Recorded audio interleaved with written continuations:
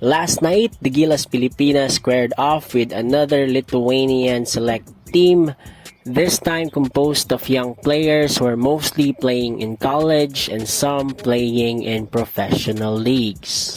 This time, inanalo ang Gilas with a 23-point deficit, 125 to 102. Despite being down 2 points for each of the first two quarters ng first half, ay sumabog naman ng Gilas Pilipinas in the third quarter, scoring 37 points compared to the Lithuanian select team's 10 points.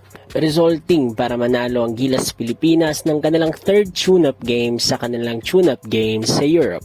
Pinangunahan ni Junmar Fajardo ang Gilas Pilipinas with 28 points and 4 rebounds at sinundan naman ni Justin Brownlee ng 24 points and 8 rebounds.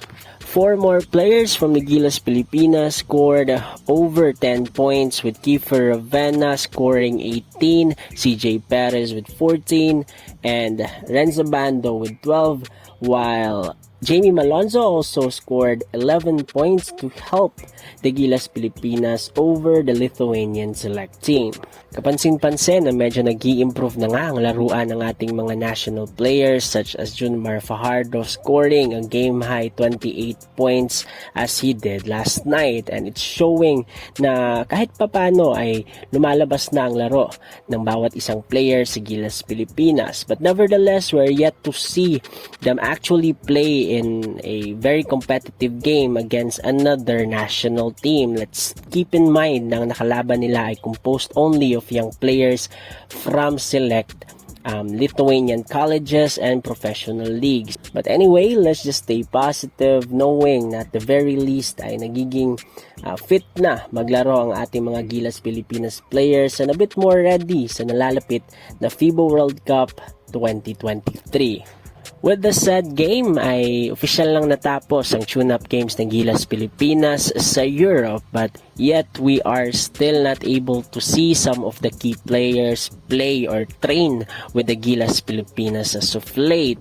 Some notable names na hindi pa natin nakikita ay sila AJ Edu, sila Jordan Heading, Jordan Clarkson, Kai Soto, and Bobby Ray Parks Jr. Let's hope ay magkaroon pa ng enough preparation time ang Gilas upang ma-incorporate ang some of those players who are going to be included in the final 12. But nevertheless, suportang tunay pa rin tayo sa Gilas Pilipinas, and let's just hope for the best sa kanilang campaign this coming August.